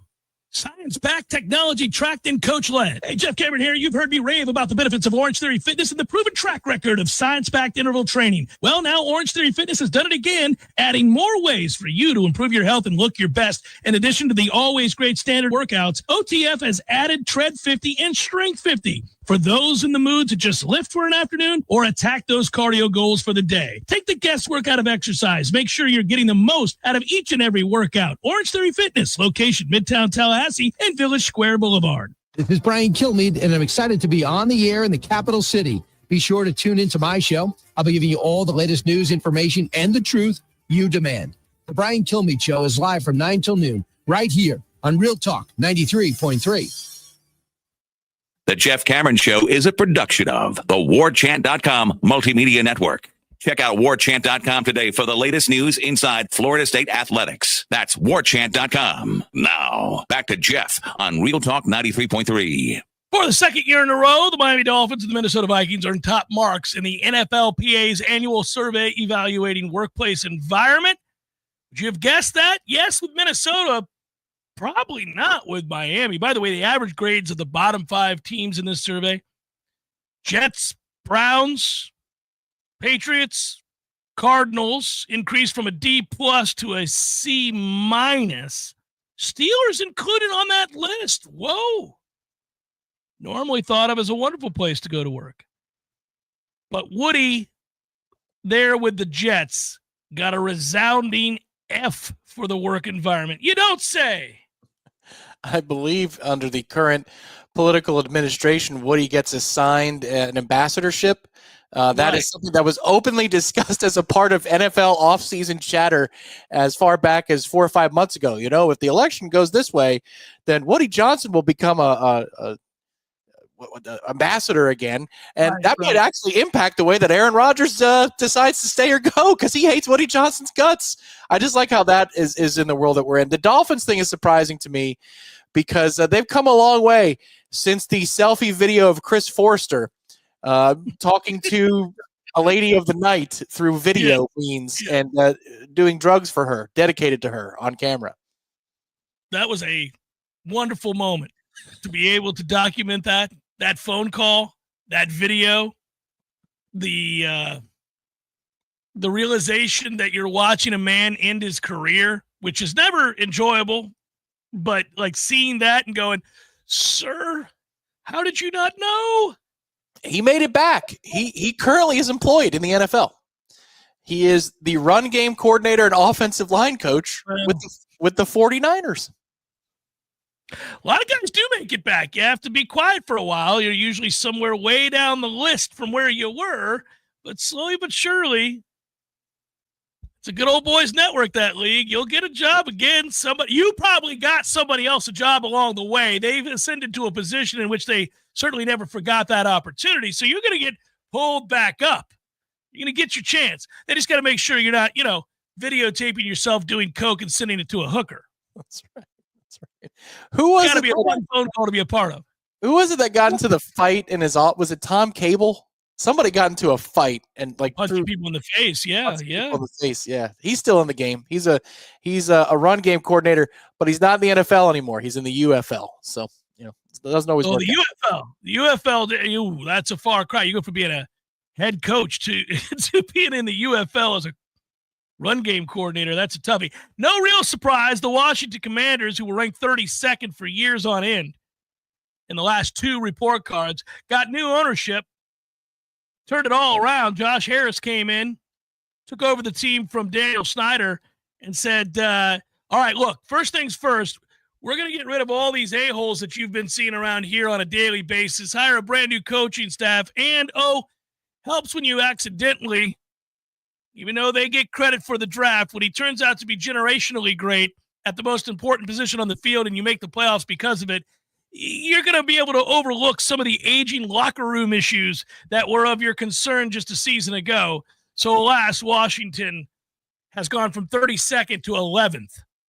That's the one thing that I will note with this is that the last few years that I've watched this player satisfaction of the organization, there are times where good teams will get poor ratings, and there are bad teams that get good ratings. But more often than not, those are the outliers. It seems to be directly correlated, not with facilities, but whether or not you're getting your ass beat. That's really where that – now, Dan Snyder was a special case. I got you. That would have been all the things. But usually it's sort of a marriage of, well, I like it here. Why? We've gone to the playoffs 4 years in a row, and I've gotten my bonus. So would you say place to be. That maybe Florida State wouldn't be high in the Power 5, Power 4 player football ratings of football programs in terms of satisfaction? Not this past year. I'm sure those interviews would not have gone well. Although, I've hated that narrative over the years for a long time. There were elements of it that were true and elements that simply were not. It became sort of this co-opted truth that people used because Jimbo stated some things publicly that, you would hope your head coach wouldn't do while being paid millions and millions and millions of dollars at a place where he's been highly successful. That's unfortunate. But the other part of it was that certain aspects of what he was saying were certainly, fair complaints. They were true. Other aspects of it were nonsense. If you compare the amount of money that certain universities have to spend, Florida State, built their indoor practice facility before Florida did. Florida's got way more money. Florida State had that thing up and going before Florida was even close to having theirs up. So when you were watching and listening and reading articles about Florida State being behind from a facility standpoint, I thought, well, that's curious. They got better facilities than Florida does. And nobody writes that about UF. So, maybe it's just because the narrative was started by the head coach repeating things over and over again to anybody that would listen on and off the record. Then once the program wasn't winning games, it became easy to fall back on, they're rumored to have poor facilities. No, they were doing just fine. They won 29 games in a row with those facilities. Had an undefeated season and a national championship. Facilities weren't so bad to keep players from coming here. It's wild to think that the IPF will turn 11 this football season. It's been around 11 years. I barely remember the practice fields when they were multi-plateaued before they made room. And I remember the giant tree that was out there towards Stadium Drive. Mm-hmm. I can barely remember those days. But that goes to show you, in those couple first steps that were necessary for facility building, Florida State was there. Now you get the FOF, and that's supposed to be done within a certain amount of time here. It occurs to me because you were out of town taking a needed vacation, and then you didn't get a chance because you were sick and under the weather last weekend. You have not been over there to a baseball game yet. You can't go tonight because it's on the road in Jacksonville. So your first chance will be this weekend. Mm-hmm. Maybe we're both having to head out of town for work next weekend. We'll still be doing the show, but we're going to do it from on location down in Tampa, St. Pete, Clearwater area. But I don't know what your plans are this Friday night, but the point would be You haven't seen how far along that is. And for all of you out there who don't live in Tallahassee and don't know, I'll give you an update. I was blown away. I went to the opening series, obviously, to start the year, and was excited to watch us play James Madison because baseball was back, and I love all things baseball. But as I entered into the stadium, I was very watchful for cobwebs in the rafters, which always bother me, and puddles. I thought, did we do the right thing? Did we get this thing cleaned up in time for opening day? The answer was yes. And then as I made my way up the spiral staircase, Tom, that you have traversed many times before to get to where the press box is, I gazed out upon the practice fields to see the practice facility, the football-only facility. And, buddy, it looks awesome. It is sharp, and it is nearly done. It looks awesome. This is something that I will have an aside with the listeners and the viewers right now on YouTube. Jeff will not blow smoke about this. If he didn't think it looked awesome, he couldn't be bought and paid for on that. So I found that in. I'm actually buoyed that you think it's awesome, because typically you will be the guy who goes, it looks nice, but I don't know, man. Something's not right. So you think it looks good. Okay. All right. Yeah. Now, listen, I cannot attest to what our football-only facility looks like compared to, say, Oregon's. Because Oregon obviously has a lot more money, and I'm told by my father, who's been out there to see Oregon's, well, that's not why he was out there, but while he was there, he stopped by the campus there at Oregon and saw it and was like calling me on the phone to let me know that it was unbelievable. But yeah, I'm sure there are better. So this isn't going to be a by way of comparison necessarily, but I think it looks really good, and it looks beautiful from the outside. And I was just looking at it this past weekend. So yeah, I think you'll be impressed. Looks good. Looks good where it is, where it's located too. Well, think about it. The last time you and I were out there watching practice, all we ever saw was a bunch of mud and dudes seemingly just kind of standing there, looking at the rebar. That's right. That's a Millar reference more than it's a me reference, but yes, they were. I did just peep a look at Doak, and that's coming along as well. I'm putting Flash that it up there. What do we got?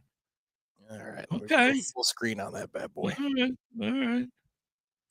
For those driving about, we're looking at a picture you can't see. Makes for great radio. Okay. They're making some progress there. It's starting to take shape. You can kind of see what the final, those renderings are actually coming to life a little bit there. I'm going to need him to step it up. I feel like we got to step it up a little bit here. I'm very nervous. I'm very, very nervous about this opening game. Not just because of the score that I keep bringing up that pops into my head every time I think about it, but because Florida State, us Noles, we need this to do what it's supposed to do. We need this to work. We need things to start to go well. We need a whole bunch of goodwill and things going well. Yeah. After what's happened over the last 15 months. I don't know when you want to start it. You want to start it from the time that the Board of Trustees meeting was filmed and it became a national story? When do you want to start the conversation? No, it starts at the snub. It starts at, I think, right then and there. I think that morning. Morning is when it all came to a crashing halt. The selection show. You're driving back home from Charlotte. Like that day, because that was euphoria, and you didn't even get the chance. You lived it for a few hours up there. I stayed up I was typing on the boards till 3 a.m, having my third bottle of champagne. It was great. And then that moment when you got slapped in the face and you saw Texas logo and Alabama's logo, that's when I really think that the cloud that Al Golden had over his head when he was our cloud began then, and it has not lifted since. Well, and it's filled with conjecture all the time about good things coming. And then you kind of, weeks will go by and you go, well, where are these good things? Where are they at? Come, I'm not hearing any more about the good things. And so you get nervous. But we've been burned before, and then we were actually burned with the product a year ago. And now this is a daunting unveil And it's not like you get a warm-up. If you got to warm up against East Texas, you'd be like, well, some things didn't go well in that East Texas game. They had some trouble with the concessions, had some trouble with the boxes there. Some of the guys in the box were a little frustrated by this, and that. You'd be like, oh, it's okay. We'll have it ready. We'll have it ready for our first real game next week. Well, that trial played out, but we've got that fixed. We're good to go now. You don't get that luxury. You get Alabama. The whole nation will be watching.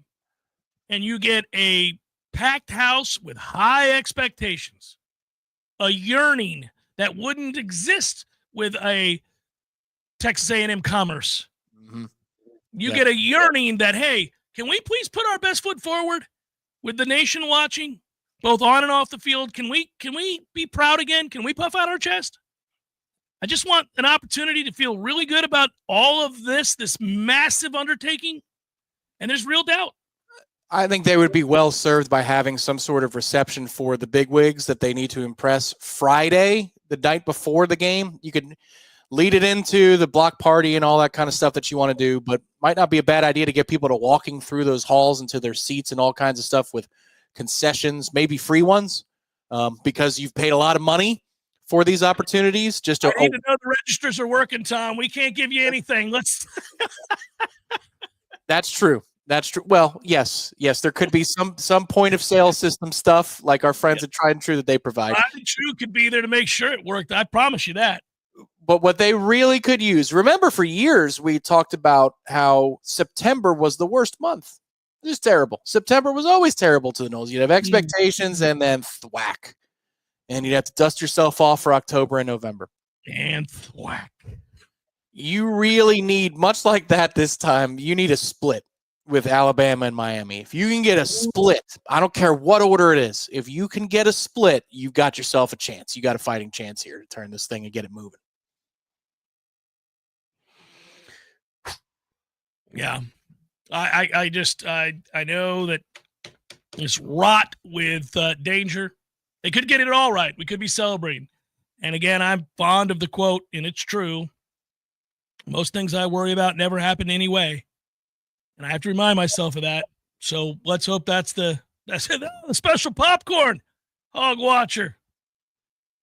Well, they need to recoup substantial funds from the investments made in a lawsuit, a football-only facility, a stadium upgrade, and a dearth of ticket sales amidst a 2-10 season.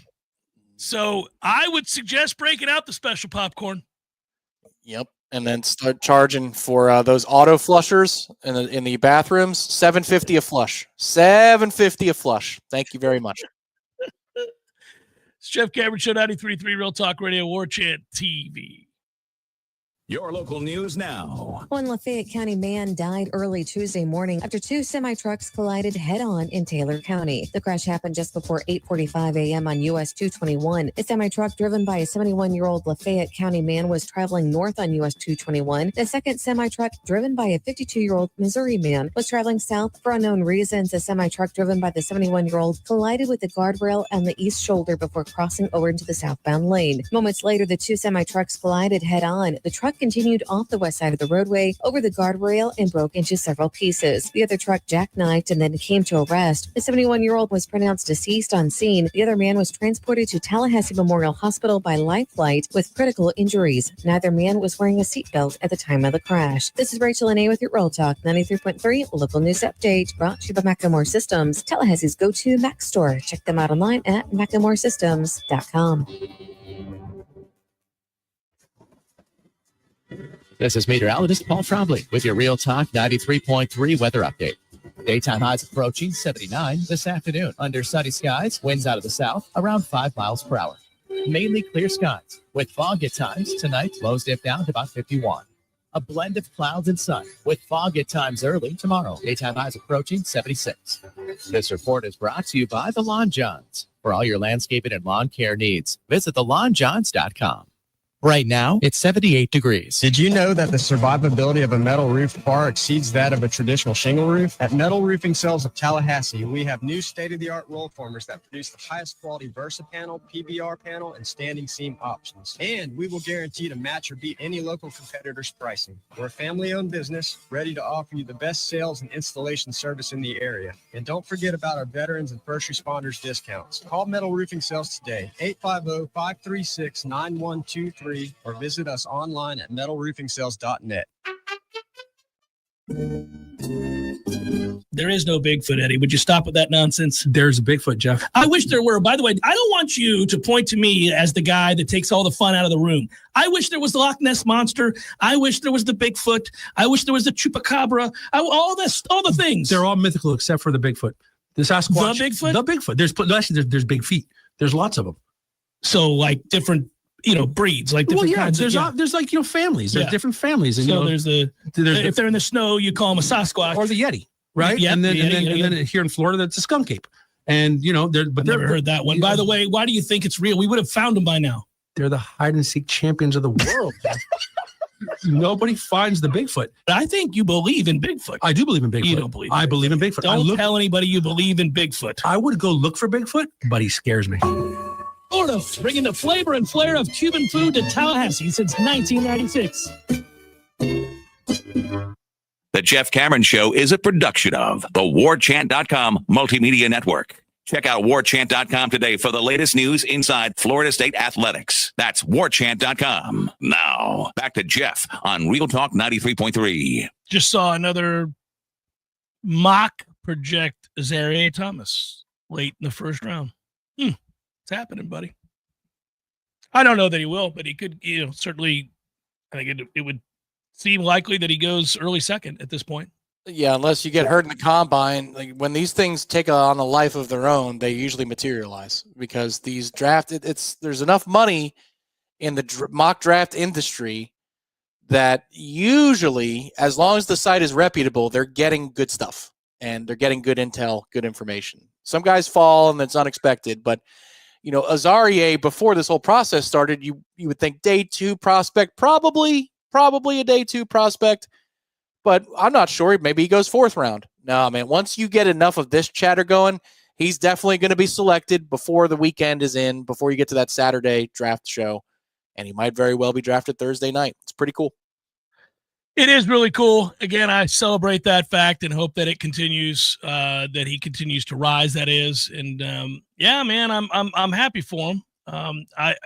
I'll be happy for Farmer if he ends up going pretty high. We'll see. By the way, weird news in college football yesterday. There was the meetings in Dallas. You had the football commissioners on Tuesday leaving the playoff meeting without any decisions on potential changes to the format. And, there's pressure to make a decision. There's been public backlash over the overhaul expansion that's going to happen in 2026. The college football playoff executive director's name is Rich Clark. He said that most of the meeting yesterday was a look back at the results of 2024 and went on to say that they had a briefing from TV consultants. Imagine that, Tommy. And it was the group's first meeting since January 20th. National championship game day. The public attention is on the potential changes for 25, but also 26, the latter when the Big Ten and the SEC have more power to dictate terms. And he was asked about how it was they didn't make any progress yesterday. After all, today's going to be the middle of the week, and they've got to come to some conclusions. And the more important part of this is that it has to be unanimous. And it's tough to get anybody to agree unanimously, but you have 11 people plus is it 11 plus the independent, which is Notre Dame? Probably. Or is it 10? Or is it 10 and then the independent that's Notre Dame that make up 11? Whatever it might be. It would make more sense if it's an odd number. It would make more sense. Right. But they're talking about seating changes. They were going to try to get to the bottom of that today. We'll see if that ends up happening. Could happen for tomorrow's Redemption Thursday show. But it's, we know it's the last of the initial 12-year contract that started in 2014. Any changes, it is a 12-team format. As you well know, you will need unanimous support from every conference and Notre Dame. Jim Phillips and Big 12 Commissioner Brett Yormark wouldn't rule out agreeing to seating changes, but said they are going to request the college football staff provide them with more information, and it's too early, Yormark said, to decide whether or not we're going to do anything and see that. They're going to run some models for us next month, and then maybe we'll have some heartfelt conversations. I think they're intentionally delaying their time because I think they want to see what kind of concessions the Big Ten and the SEC are willing to give for 2026 before they say, okay, we'll adhere to what you want with the seedings beginning this upcoming year. That's correct. This is a game of chicken. And if you're Jim Phillips, you shut the hell up, sit in the chair like a good boy, and let Brett Yormark lead the way. However, it's a game of chicken in which you don't have anything. The Big Ten and the SEC could say, oh, you really want to stick it to us and not give us auto seedings? We'll change it next year. Or you could be good partners now, and maybe we'll give you something more down the line. Like that's the game of chicken here. I will tell you that public opinion is not going well for the SEC and the Big Ten right now. And I know that may not matter because they can say, well, I don't care. We're going to do this, and we believe it's going to work. Maybe they're right. Maybe they're wrong. We don't know. But there has been more and more of an outrage, and certainly that has become a vocal outrage from everybody not in one of those two leagues. And I wouldn't trust Sankey if he told me, if I'm Yormark, oh, hey, why don't you be good partners here, and we'll give you a little something down the road. Oh, you will you? Okay, sure. Okay. Well, in that case, come on. Well, the whole thing that you can do if you're Sankey or is it Petiti still in the Big Ten is threaten that, without threatening. If you don't work with us now, then we'll play even less ball with you when we have autonomy. And they may hate us right now.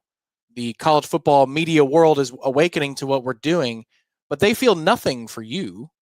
It's better to be loved or hated than have indifference aimed your way. And people are indifferent about the Big 12. People are less than indifferent about the ACC, especially with a down Florida State. And people don't even know what the Pac-12 is going to be. But they do know what Big Ten football is, which is the best conference in America, at least at the top end of it right now. And so they do know what saying that. Right. And they do know what the SEC is, the most passionate fan base. So I think that's the game of chicken here is, between those two, the ACC or the Big 12 could score a blow here, but at what cost to themselves in the long term? Because you're just going to, they're going to be your king in a year anyway. Yeah, I would, for that reason, I don't think I would acquiesce. They're not going to give you anything more if you do. I'd make it as difficult as possible, and I'd slander. I'd tell everybody under the sun. I'd be spreading lies en masse. It works. I would be doing it over and over and over again, and just saying, I'm not going to play nice. What good does it do me? Well, what does that look like with Jim Phillips? Greg Sankey didn't wash his hands before he had dinner last night. I saw that he had an opportunity to go to the sink, and he actually ran water, but he didn't use the soap. Chose not to. Yeah. Thanks, Jim. Appreciate it. Real salacious. For all your commercial and residential roofing and construction needs, call our guys, T-Spark Enterprises. Their number, 850-766-1340. Serve North Florida. They also serve South Georgia. They got areas covered like Tallahassee, Monticello, Havana, Quincy, Crawfordville, Wacoa, Madison, Thomasville, Bainbridge, Cairo. Good Lord, they're everywhere. If you want a guaranteed win, call T-Spark for your next roofing or construction project. They conquer all peaks. TSparkConstruction.com. They are licensed. License number CGC 152-5336. That's also CCC 1331204. Just wanted to get that in there while I could. I thought I had more licensing numbers to read. I was like, I better get started. I vaguely remember there's a lot of numbers to read at the end of this. Next hour of the bonus hour. At the end of bonus hour, I do give some golf picks, but also I would tell you that I am looking forward to it. There are some new names in the starting rotation, Tom, that we will be able to have some fun with when we start doing probables here soon. Not this week. It's not time. But there's some new names in the rotations. None of them are as good as Kikuchi, but there's some good ones. Yeah, well, maybe is there a nephew or a son of De La Rosa that's back in the fold? I knew you were going there, and I desperately wish. I started searching FanGraphs projected rotations, and I was like, okay, let's see. Let's go through FanGraphs projected rotations. Do I get a De La Rosa somewhere out there? But I don't. At least not one that's projected. Now, you know a De La Rosa is going to make it back into a rotation in our lifetime of the show. There will be another one. Yeah, I might, it might be 70. I'll be 70, you'll be 85, and then you'll do the Leo thing. There he is. It's De La Rosa. And I'll call you up. And I'll say, hey, I know you're on the fourth hole right now, Jeff, but I need to hear the De La Rosa because he's back. Victor De La Rosa. All right. Hit him straight with the extra graphite flex clubs that you have there, old man. I'll say, hold on a second. I'm sure to hit him straight if I get another transfusion. I'm on hole 5. Miss, if we would. Let's do it up. Are you still hitting it a mile, 210 yards at your age? Good for you. So my favorite over the years has been De La Rosa. Kikuchi is up there on the list. There have been a few others that we've enjoyed, including incorporating all of those that sound like they cheat at golf. Channing, what is it? Fanning Channing. What is Channing Fanning? Who is it? Griffin Canning. He's a Met. They signed him. Oh no! I know. You need to sign as many pitchers as you can. All yours are dropping like flies already, buddy. Well, he was supposed to be a long man or the AAA guy, and now he's going to have to be in the rotation. That hurts. I read the other day that most GMs or presidents of operations go into a season and they have 14 guys that they say could start in a pinch if you have some injuries in your rotation. And when, obviously you have your top 4 or 5 that you love, as they begin to go down, then you go ahead and you fill that list in and you're like, oh, so there's our 6th guy and our 7th guy. But a lot of times it gets very depressing if you're a team without money. That 6th or 7th guy could be, that guy. Hour number 3, forthcoming. Stay with.